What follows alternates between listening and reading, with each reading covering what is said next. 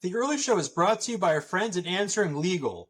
For more than a decade, attorneys have trusted Answering Legal's 24/7 virtual receptionist service to keep their phones covered and their clients cared for. Now, they're raising the bar with an AI-powered intake chatbot, live translation services in over 180 languages, and 76 seamless tech integrations.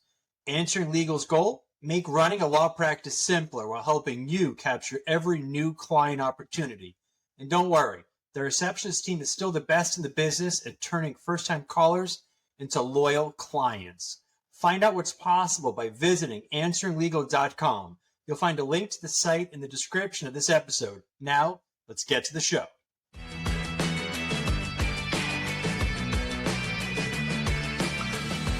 Hello and welcome to another episode of The Earley Show. It's sponsored by our friends over at Answering Legal. I'm your host, Chris Earley, and as you know, on The Earley Show, each and every week we bring you the best and brightest from the legal industry. Today is no exception. We have the Lawman himself, Bill Umansky, out of Orlando. He scaled up a big criminal practice, a big guy practice. He's quite a character. He'll never be accused of being a boring man. I can promise you that. He's a humble guy, but also very arrogant, which I love. He's got a good mix of both. So we're going to get into some good stuff today. I love when arrogant people call me arrogant. you know what I call? Oh, man, this is going to be fun. I can talk. Hey, never insult your podcast host, but you're what I call humble arrogant. That's the worst kind. It's Seriously, like, right? He's arrogant, but he's humble about it. Yeah. I'm like, I appreciate more arrogant. You're humble arrogant. Yeah. Well, at least I'm centrist there, I guess, right? Somewhere in the middle. But so we've gotten to know each other on the conference trail. You facilitate masterminds I've been involved in. I just want to kind of hear, if you don't mind taking this back. I always like to hear about the start. You know, growing up. Where'd you grow up? Influences, mom and dad. Just kind of how you came up, because a lot of times that influences the person we are today. So just tell us kind of briefly about coming up and growing up. So I grew up in Rosedale, Queens. It was, interesting background. My dad was always working, was an entrepreneur. My mom was taking care of, she was a homemaker. When my father left when I was 13, my mom had 3 jobs at one point in time. She used to be a teacher before she got married. And it was a tough grind growing up. It's funny. I think I used to talk about it a lot when I was younger, like you wrote your book, but as you get older, you're 59. I don't even look back and want to dwell on it, because I don't even look back and think to myself, yeah, that was just, you become gritty and develop resilience because of your past. I think I moved on now. It's not avoiding it or not dealing with it. I had therapy, life coaches, a bunch of crap, and I'm absolutely probably crazy now anyway. But in the end of the day, that stuff doesn't matter to me anymore. But yeah, I went to school in a tough neighborhood, got into my share of fights. Nose was broken. I lost all my fights typically, and I don't want to get too graphic, but there's other ways to handle it when you're not really physically possessed to fight well. I just didn't. So I had to learn skills in order to gain respect. I used humor. I also used some other attributes that I don't want to get into, but I found a way to make sure that people who mess with me wouldn't mess with me again. So I think that growing up in that kind of neighborhood really helped me. I was bullied, but I also bullied others. You always hear stories about people that were bullied, but I kind of was both.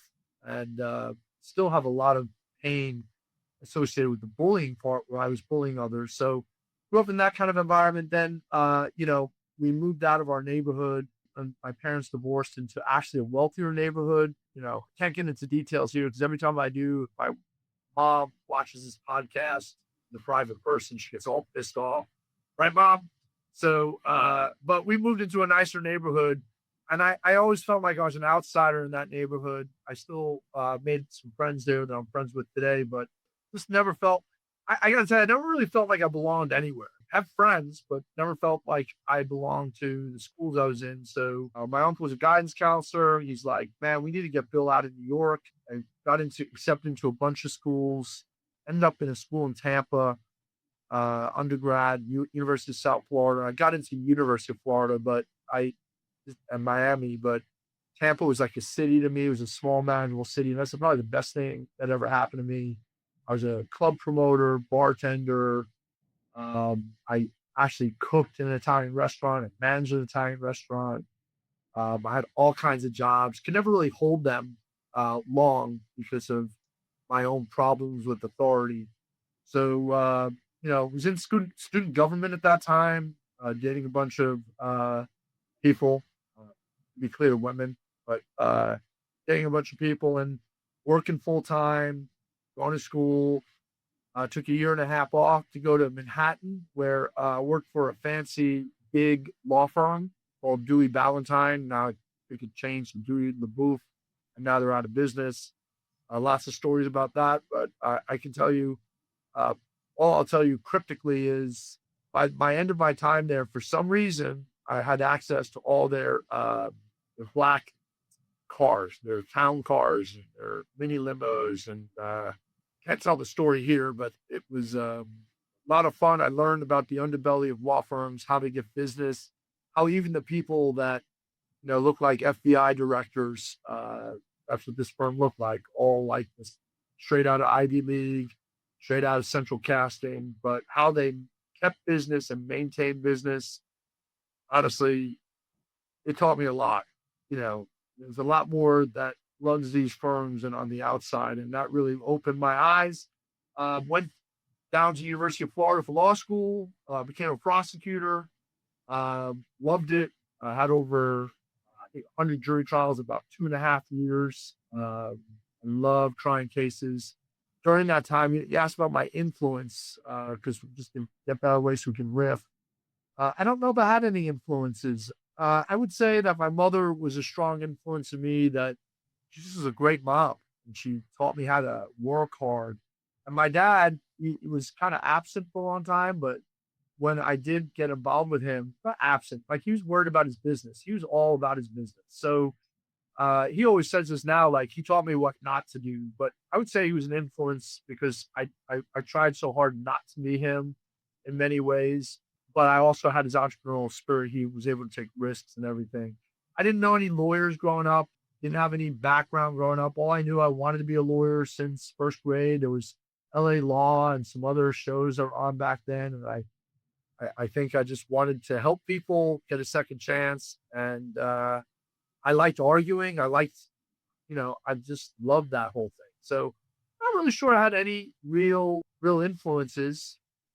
There's an influence I did have that I won't talk about, but he rose from power, was a despicable human being, but I read a lot about him because I was in a period of time in my early years of watching, didn't like myself. So I would look at people that rose to power, almost anyone you could think of. I would read their autobiographies, their biographies, and try to figure out, like, how the hell did they become chief of states, heads of armies, create massive world change?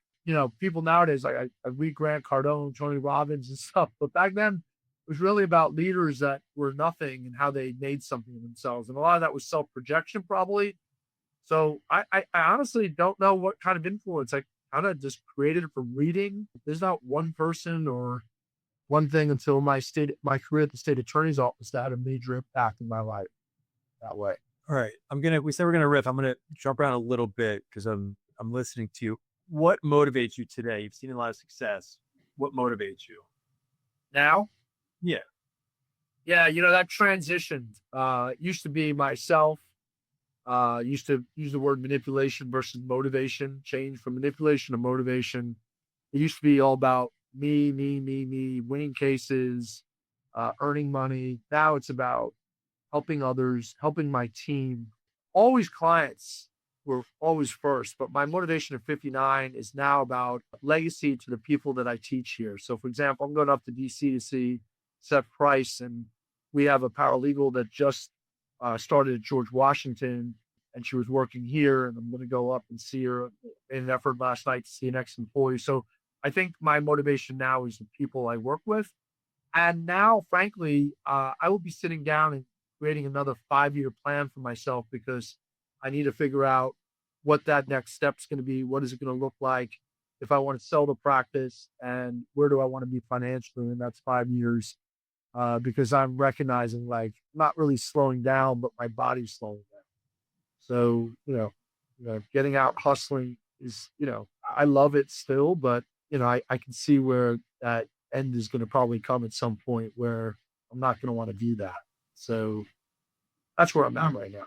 So helping my team, to summarize, helping my team because I love it, and building a legacy with them, and then figuring out the next step for myself. What motivates me is, what is that next project going to look like? And also I'm looking at passive income stuff. So what motivates me now is looking for, like, this week I looked at 3 real estate deals. I looked at another deal, opening up a chiropractic office, which obviously as a non-lawyer, non-doctor, I have to do it under a holding company, but I'm looking into those kind of things, some passive income stuff. That's what's motivating me now. That's awesome. You've grown your firm. What's the size of your firm today? I think we're like 40, 42, 43 now. I think 12, 13 lawyers. Good mix of virtual assistants, about 22-ish. Yeah, that's about it. About 40. I don't want to get any more than 50. I had my last EOS meeting. It's funny, for those of you out there that are building your practices, keep talking about scale. And, I went to my last EOS meeting, and my CFO was like, had these numbers on the board, and they didn't resonate with me. Quite frankly, they were too much, because I knew that was related to that number was the more people, more overhead, more risk. And my leadership team looked at me and they're like, we had to, like, stop. And I had to really get real with myself and my CFO. You think, well, why didn't I think about that before going in? But sometimes it germinates at one of these EOS meetings with our coach. And I said, dude, like, that's not me. And we scale back the numbers, because I think I'm at a stage where I'm like, I get to a 30% profit margin.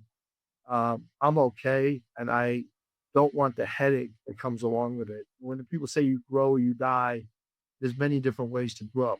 You can grow in efficiencies, certainly can grow in income, but necessarily growing in personnel, I don't know, because that's still the bane of the existence of everything. We get along. We have C-level employees like, Chris, CFO and the CEO and the CMO and all of that, director of sales, director of marketing.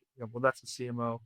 And we have all these things, but, like, at some point, like, it's just too much. So keeping it tighter circle, keeping it tight, yet still being financially successful. I think that's kind of where I'm headed. And also really, I think the piece that's missing for us and what's motivating me is we got to get our KMS down, our knowledge managed system down. We have all these processes, but they're not contained anywhere. We always start and then stop. We always pick a software, train all this year, last year, another one so we're making a big emphasis this year on creating a KMS.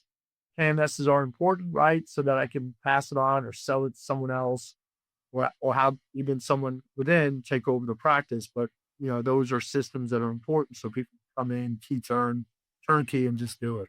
I like the self-awareness. You're not just growing for the sake of growing. You know where you want to get to, and then you're going to always be optimized. You're not just, recklessly growing and just growing for the sake of it. So I like that. Not let it get said. Say, well, this is kind of where I want to go. I'm going to be good there. Right. I think we have lots of friends in common. I'm not saying you even, but because you're arrogant, but I'm just kidding. But we got this is me giving you shit. It's me giving you shit back. But I think we hear all the time about people that are like I'm old. So I've been on this circuit now for 20 years, and I hear, like, I want to do X. And 1 out of 10 of those people will 10X. Right. And the other 9 don't do it for a variety of reasons. One, they're not really willing to put in the signal to do it. We do know someone in the SEO digital field that's 100% signal. Actually, Seth Price is probably 80-90% signal. I mean, that means he gets up and goes to bed thinking about business. But to do that, you got to pay the price for that. My signal has been diverted. And then, I work out and I listen to all these videos about like, you got to push, you got to push, you got to push. You do got to push, but you may choose to spend your signal on other things. So, and I don't mean about family, work-life balance. That's not what I mean. You can have 100% signal on your business and still be a family person, but you're not turning it off, or you're not turning that signal into other passions. And I just don't want to deal with it. And I've seen other people decide like there is a price to pay when you scale, and it no matter what, you're paying some type of price, whether it's your health. There's very few people that can scale and maintain great health. I just don't see it. Like, it's very, very few people. And you hear about the guy that successful CEO, looks good, 6-pack, he's 48 years old, drops dead. Like, it just is a lot. I mean, you got to be a sociopath otherwise. But if you're a caring human being, it's really, really hard putting the weights on your shoulder of all these different things. It is really, really difficult to do that. And I do know maybe some, but like I said, it's 1 out of 10 that are able to do it successfully. So at the end of the day, like, that scaling is a little scary. Like, I can grow and grow successfully. You need to grow to be healthy. But like, I don't need to have a tremendous amount of cases. And I think I've looked back and watched other lawyers come to that same conclusion. Some just haven't made it because they weren't willing to put in the discipline and make excuses. But there's others that have totally changed their thinking about it. They're like, I'm happy. I'm good where I'm at. And, that's important. I think coaching, Chris, you mentor a lot of people. I think it's okay to coach people to be okay. It's okay if you want to be a trial lawyer and hire another lawyer to delegate, but you still like the work. I don't understand in our circuit where it's always like, you got to do this. And some people make the mistake of getting out of it and then realize, shit, like, I like doing the work. I just need to be more efficient or less stressed out doing the work or having the right systems around me. But I'm a lawyer's lawyer, right? Like, that's what I want to do. Not me, but I've seen that happen. I don't know what you've experienced. No, I love that. I was going to ask you this. I kind of want to go back to health and self-care, right? You're 59, but you're I'm looking at your fit, your height, you've got a lot of energy. Can you just walk us through your daily habits? Working out, do you meditate? What do you do for your brain and your body to maintain health? Yeah, I write in a gratitude journal. I try to stick to that. I don't do it every day. I'm not an everyday guy, but I do more than not. I definitely I work out 5-6 days a week. I do Pilates. I do studio cycling. I do the gym. That is my time, though, to listen to. I don't listen to podcasts per se, but I listen to a lot of motivational stuff, hardcore stuff. I listen to music that is takes poetry. So, for example, Rudyard Kipling, Charles Bukowski. I use a mixture on SoundCloud where I find poets that put their poetry, or someone puts their poetry to either rap music. I'm music driven. So on Sundays, I work out to a lot of faith-based music. If I don't go to church, I'm basically listening to music and praying and working out. I was a meditator for years. I used to do a process called transcendental meditation. I stopped. It's good that you asked this question because I am going to, there's a guy named Provenza. He's a doctor, a chiropractor out in Washington, at Break the Habits and stuff like that. I'm reading his book now about meditation. And I think that that's something that as I get older, I want to get back into. So I'm learning his techniques, and I plan to do meditations every day. It's really good to silence your mind. As far as other health habits, I don't have a diet. I do have high blood pressure and I have high cholesterol. And this year is the year that I am making an effort to go to doctors. So I'm doing a lot of that, but I eat what I want, but I am curtailing it. I don't. Last night I saw a friend of mine that used to work at our law firm. She was down here for Blue Shark. I went to the Ritz. I ordered a Vesper. I had 2 sips. Basically, I don't drink a lot anymore. I think that, I don't stop myself from enjoying the stuff I like doing. I play around with intermittent fasting sometimes. I have psoriatic arthritis, so I take care. I get massages a lot. I get laser treatments a lot. I take care of myself as much as I can. And this year I'm going to get to the bottom of, I'm going to start doing peptides. I'm on testosterone, but not huge amounts. I'm not on DECA. I'm going to start going to rejuvenation doctors, but I'm just playing around with trying to get the joints. Stem cells are what I'm researching now. So peptides is probably the next big thing for me. Just anything to continue having that energy and drive. My health is important to me, and I try to take care of it. Oh yeah, this year is my number one priority, frankly. Well, you got a big firm. Let me ask you about your firm. So you're about 42, 43 people. Are you 50-50 PI criminal? What's sort of the general breakdown? Yeah, so we sign up between 100, 150 criminal cases a month and between 10 and 15 or 20 PI cases a month. So our revenue split's 80-20. Really, I have a small pod for personal injury. We've got a trial lawyer in there, lit paralegal, a case manager, and then they're supported by 3 or 4 virtual assistants that do specific things, their job. Once in a while, we'll bring in enough counsel to help. I think always 2 heads are better than 1 during trial. But we handle the litigation internally. We lead the litigation. And then the other 11, 12 lawyers are all criminal, and they're all trial lawyers. And I mean that they're not just people that enter pleas, so they go to trial quite often. That's the framework. The income is, like I said, 80-20. The signups are higher than that. Like, do the math. I don't know, 150 versus 20. So, 130 out of 150 cases are criminal. So we're a criminal heavy dominant firm, and PI is like, I call it the side piece, but it makes a good lot of money, and we're investing a lot more money in it this year than we have in the past. We're rebranding part of our thing with a really cool slogan that we'll be using called the Rear End Guys. So, if from behind, call the rear end guys. Our Umansky Law. Yeah. So I like it. We're gonna be doing some. We're doing mood boarding, and we're gonna be putting that stuff up on billboards. But we're excited. We do that. But yeah, I like being around trial lawyers. I always set a vision years ago. By the way, I'm gonna update that vision. It is eerily crazy that what I wrote about 20 years ago came to fruition 20 years later. The income, the type of leader that I have here, always envisioned having trial lawyers that were community leaders, and we have people that are president of, like bar associations. In fact, one guy that worked here is now going to be the Orange County bar president. He's no longer working with me, but we're mentors. He refers me all his criminal work as he's doing PI now. And but all the vision I set out 20 years ago has come to fruition. The power of writing stuff down still is so important. And something I neglected, Chris, and that's why I'm laying out the next 5 years.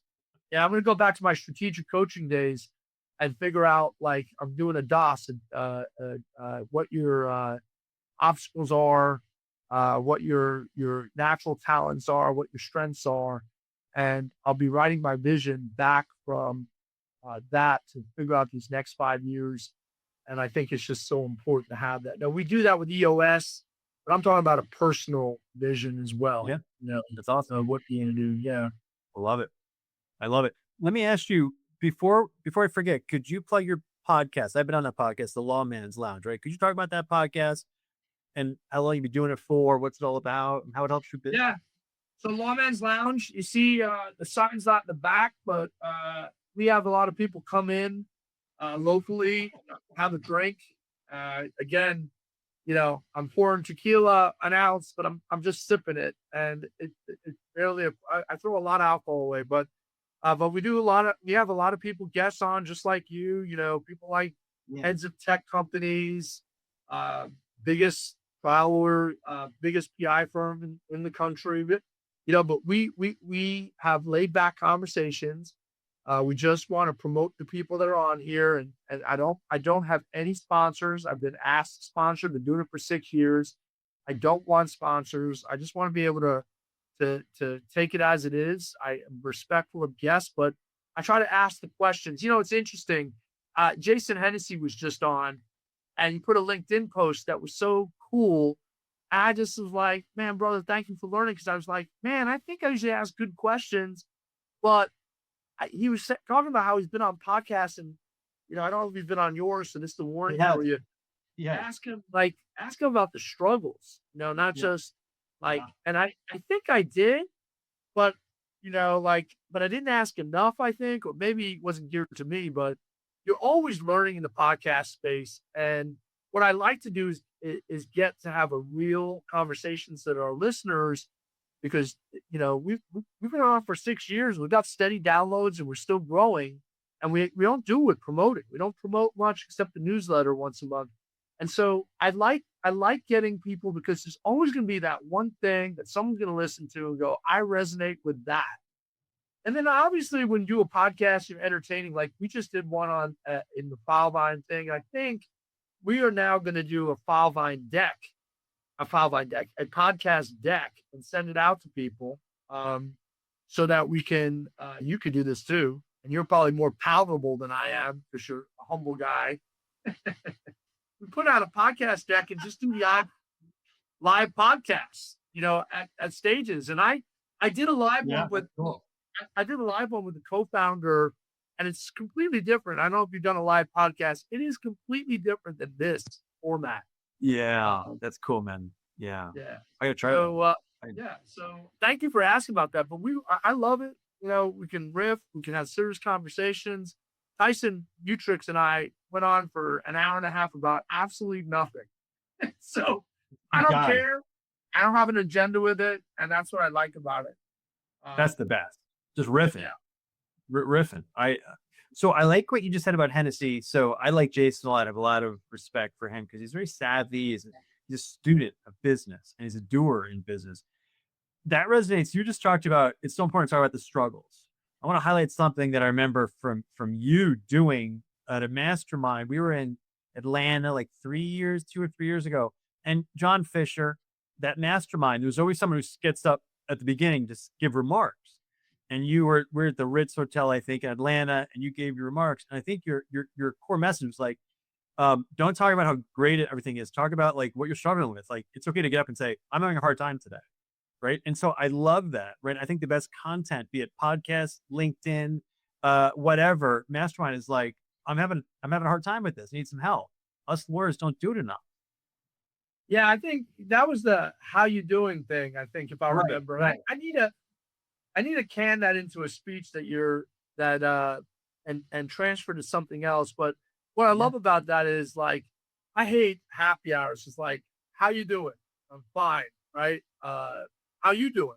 Oh, good. It's like, there's nothing real that comes out of that. And that was that speech I gave, I think. And by the way, he didn't give me much time to do it, so I had to come up with that the night before. And I was like, okay, let me think about what I hate doing. It's happy hours, when I can't have a real conversation. Like when I'm with my buddies, we talk real shit. Like, but when you're at these masterminds, like, so the point was, the mastermind, the whole point is to be real and talk about your struggle and put down your ego, right? So I was related to, don't ask me how I'm doing, because you ask me how I'm doing, this is when I'm going to answer the question. My wife thought about leaving me about 3 months ago, but I got that resolved. That's not true, but I'm just telling you. We lost a key employee, and then, business was down. That's the real shit. But like, don't ask me how you. So when people ask me how I'm doing, I'm like, do you really want to know? I mean, or am I just go good? And they always tell me, just answer good. I'm like, yeah, see? Keep it light. Totally. I do think, though, that when you post about a vulnerability or something like that, you got to put a solution in, something that you figured out. Because I think that just open venting which seems to happen a lot on Instagram, right? Yeah. And then, Yes. like, oh, I got up 4 o'clock, 3 o'clock in the morning with our 2 new puppies because we have 4 dogs now. And it was hard. And I couldn't get up at 9 o'clock. Like, literally, if I sit there and really tell someone that in a serious vein or like put shit up on a post, so I read, like, you get me all excited about this question because I'm like, you sit and read all this shit. Thank God you don't see it on LinkedIn because I don't think people are real enough on LinkedIn, but they are more real on like Instagram and TikTok and Facebook. I feel like saying, like, look at you. You got money, you're good looking, you got everything. So, this didn't go right for you. Like, poor is you. And you're trying to teach me a lesson, but really, you're not. So I always think about when I'm complaining about something, I need to bring a lesson to it and show humility about it because there's people that are going through way bad shit than us. What's the worst case thing that happens? We lose people. We got to let people go, which is unfortunate. You have a lot of pain, the burden on your shoulders. But really, if you're surviving financially, the real issue that people really have is saving face and their ego. The ego becomes so, it's almost like that not Scarface movie, but that devil, that trial lawyer. I forgot it was Al Pacino. Right. And they go through this whole movie. He wins every case. And at the end, Al Pacino's setting them up again. Keanu Reeves just setting them up. And it's so subtle, the ego. And that's what's driving us. Like, what's the worst thing that can happen? And by the way, I'm 60. I can still bring in 20 cases a month by myself without advertising. I make a whole lot less money, but who cares? Like, I can survive. I mean, we're lawyers are basically, we're pushing paper a lot. We get to have these intellectual conversations. Like, it ain't so bad, right? And I love what you just said. It's perspective, it's your perception, how you look at stuff. I really like what you just said. That was really, I hope people are. I think we need to do it as we're posting and as we're thinking about things. Like, is this so bad? Like, what am I really trying to get away with? I have a post now that's, are you ready? So here's one that's been sitting in my Instagram. I just bought myself an Aston Martin, Chris. But Okay. I have a BMW and I have a C8 Corvette. I used to have Vipers.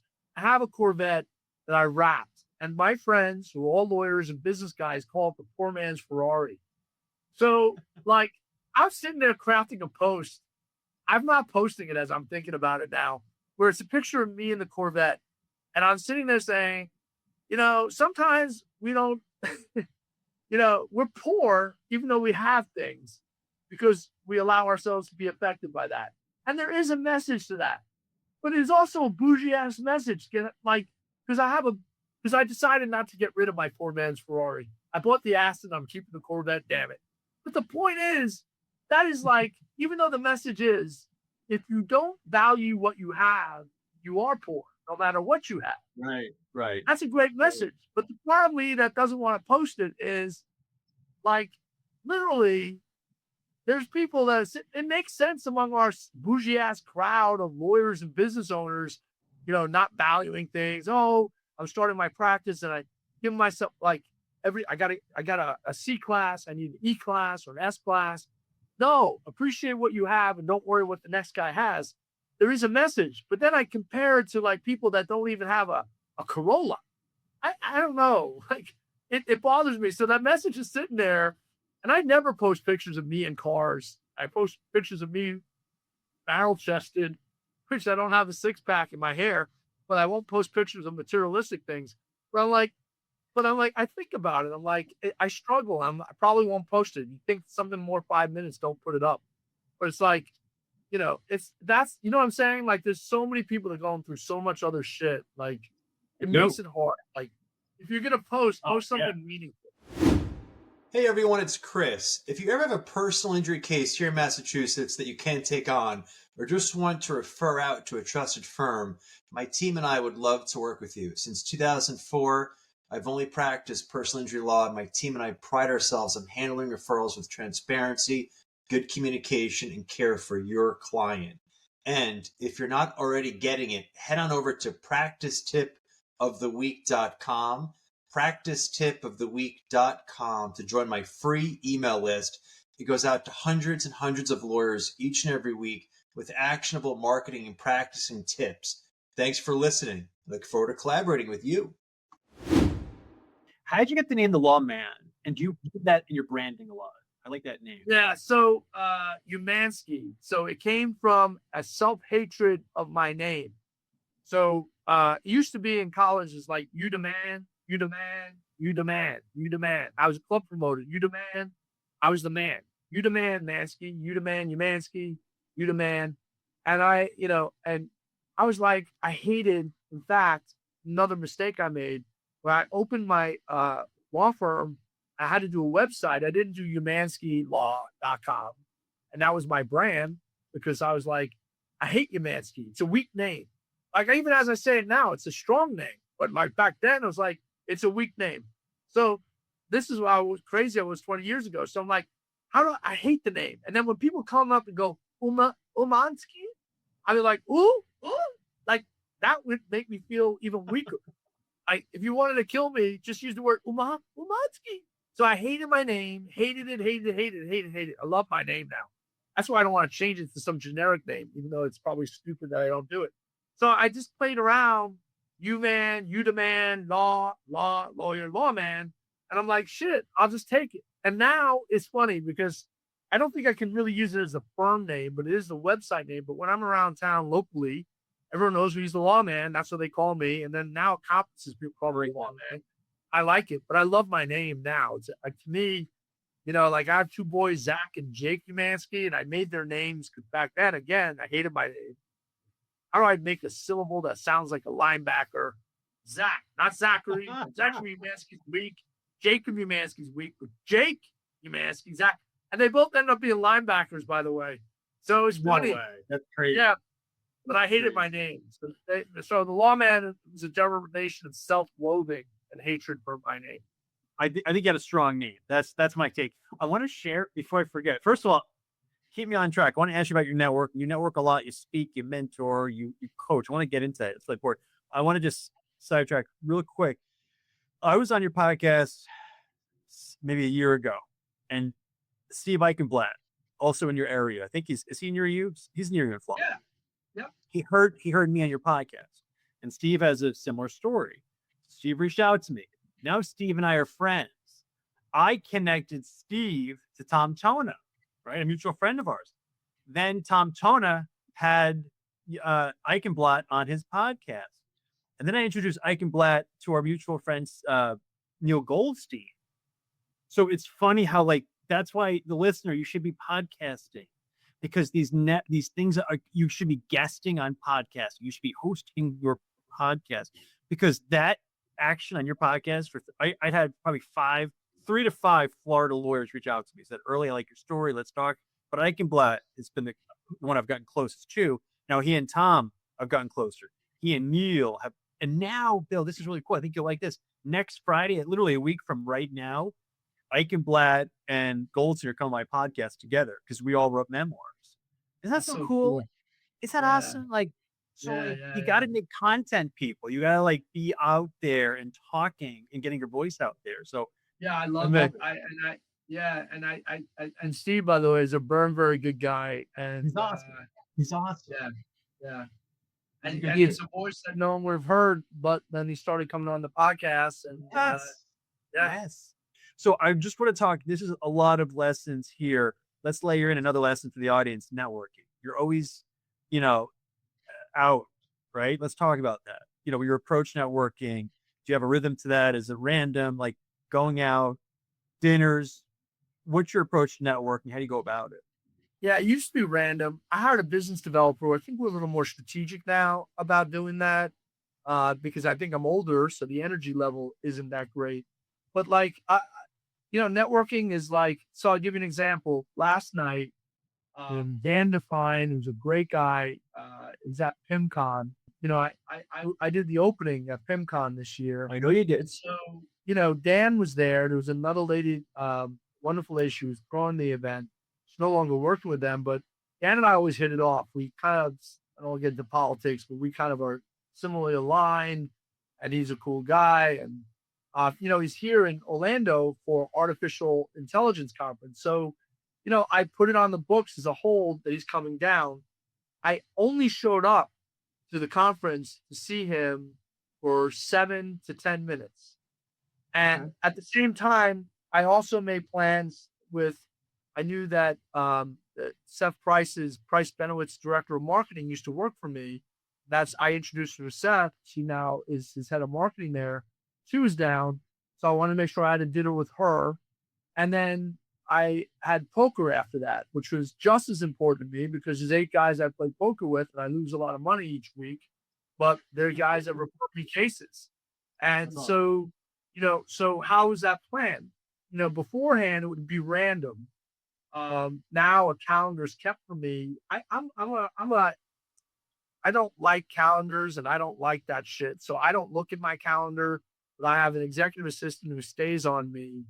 And we went from a remote executive assistant to an actual executive assistant here, which is obviously more expensive because she's got her own network and she can relate to people in a way because she could see them, she could talk to them. She's actually in business development in a sense. I have a business developer, but my executive assistant's also doing that. So I look at my calendar, figure it out, and I'm like, the poker's non-negotiable, but I still want to see these 2 people. How do we work it out where I can do it? And that's what I do. And I went and said hello to him. It was really meaningful to him because I took him 30, 40 minutes to get there. I reminded him I took him 30, 40 minutes to get there. And then had dinner, but like I had dinner with my former employee who now works with Seth.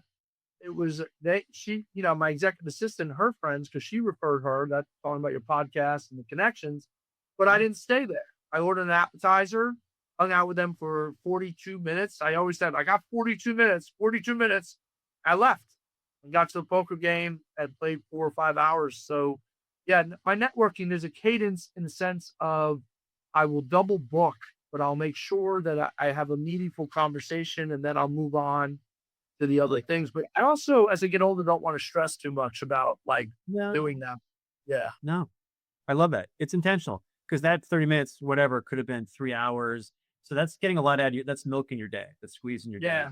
But I'm learning too. I have a bad habit. I would say to trial lawyers out there, if any are listening to your show, a lot of them, the easy thing, the nasty thing to say is, well, all they do is they talk about themselves. Well, it's funny. Sometimes they talk about themselves because they're funny and they're interesting. And quite frankly, and maybe even more interesting than the other person.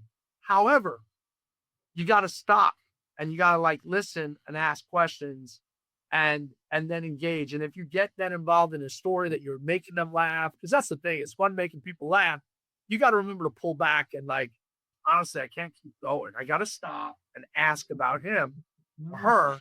Because at some point they look at you as a theatrical person and don't. So that's the networking has kind of changed for me. I like to listen more, learn more, but I like to entertain too though, dude. So I get a high out of that. Of course, you have it both ways. You know what you're doing? Wait. I caught you. This is called humble arrogance. Of course. Oh man, we're vibing, man. We're on the same wavelength. That's how we get along. It's a dance. Let me ask you this. I'm curious. How did you and John Fischer and Seth Price and occasionally Craig Goldenfarb, right? He'll come. How did that mastermind? How did you get involved in that room? How did that come about? I saw John, which is funny because Seth, you're probably not listening to this, but I'm going to send you a copy of this. Seth just was talking to my business developer how I'm competing with John Fischer, my mastermind. I'm like, no, I'm not. I'm like, can I do a mastermind, please? Honestly. But so I'm not going to have to call John and go, is it okay if I do my mastermind? But I'm not going to do that because I'm like, we all have mastermind.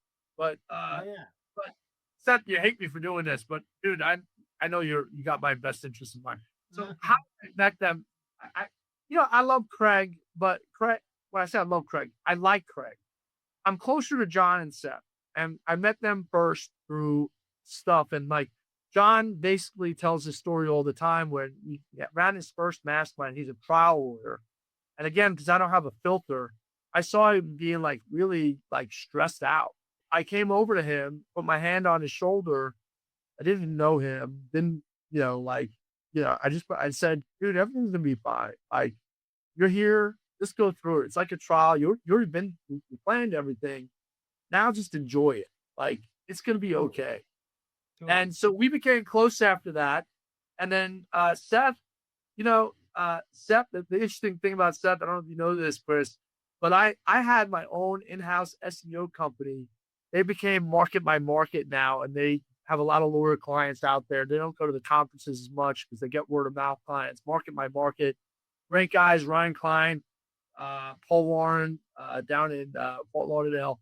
But they were my guys. We did in-house SEO, and then they kept hiring new guys. They would leave. They'd be like, I'm leaving, they'll hire you the next guy and the next guy. And all those next guys ended up working with them. So, but my thing with Seth was, what my issue was, so when we're on the table, Seth was in the room, I looked at everyone and go, my issue is whether I hire the guys that used to work for me or hire this new company called Blue Shark. And Seth's in the room. I'm pushing it. Because I don't know what to do. My heart's with the old guys. And then there's this guy promising me X, Y, and Z. And so that was my issue. And so Seth and I have become close. Seth's a brilliant man. And John is a principled man.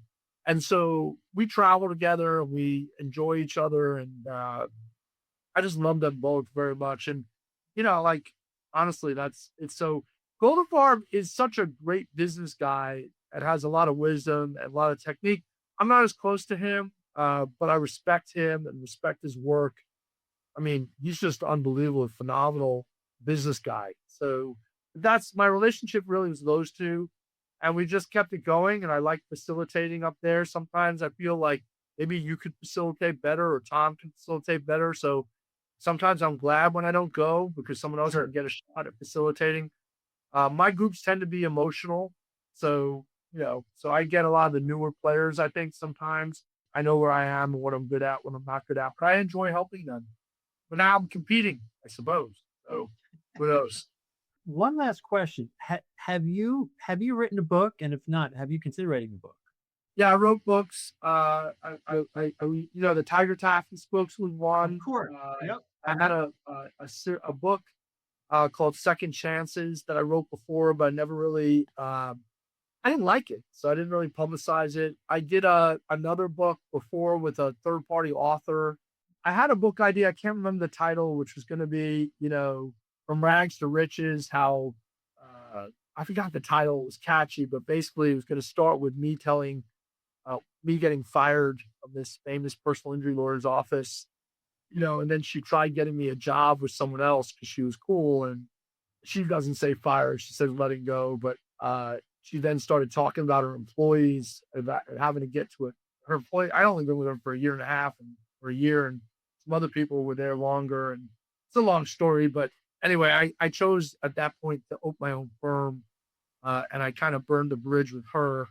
But it was going to start off like being fired, and then making money. But I since lost that idea. And now that AI is back, I may do it again, just have AI help. But I did talk. It's funny that you mentioned that because I talked to a publisher who published my first book, and I may decide to do it again. I don't know. I know you wrote a book. I don't know. Part of my story was already put out in Tiger Tactics. But it'll be fun to write another one. I don't know what to write on. I like it though. I mean, your book is great. Yeah. So I really got a lot out of your book and Steve's book and actually Goldstein's book, all three of you. The only one that has written a book out of the people you mentioned was Tom Tona. Yeah. Tom should write a book on jiu-jitsu. Yeah. And not drinking, jiu-jitsu. And what's the third thing? He's a pretty disciplined guy. No, he is. He's a good person. He's at it. Yeah. He's a good. They're all. That's what these podcasts are great too, like you said, because it's up to you to make the relationship. You went out of your way to foster a relationship with Steve, and that's why you're referring him cases and not me. But that all happened because of podcasts. Yeah, I'm trying to buy Steve's practice, and you're getting in the way of that. Bill, you're an entertaining guy. You're a big success, and you're an inspiration. How can people get in touch with you? If they got a case they'd like to refer to you, or just to connect with you? How can they reach you? Yeah, I love Instagram, my favorite medium. So it's Bill is the Lawman. Bill is the Lawman. And my cell is 407-399-7999. anyone can get that number. So our website, though, I know no one's going to go there, but you can. thelawman.net.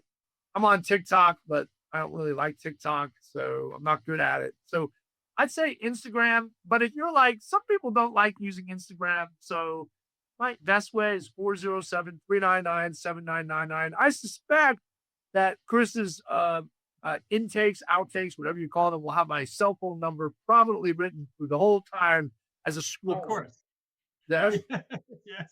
And you want to come on as a guest, on my podcast, feel more than welcome to reach out to me. We love irreverent humor. Like to have some guests on that are humble and arrogant, like Chris. That's a big time. Love it. Well, congratulations on being a refreshing, different dude in this profession that can be very boring. You got a good brand. You're different, and different is good. I encourage a listener, be different, be a renegade. It's okay. You have that right. It's okay. We give you permission, right, Bill? Yeah, life's short, dude. Like at the end of the day, if you're have the yoke of a business on your shoulders and you can't even be yourself, like that's another yoke. Like how many yokes do you want to put on yourself? You're like slave yourself here. Like the whole purpose of running your own business is so that you can be your authentic self. Like, and then the next evolution too is making sure the people in your practice are their authentic selves. And also never forgetting that you may have leverage over them.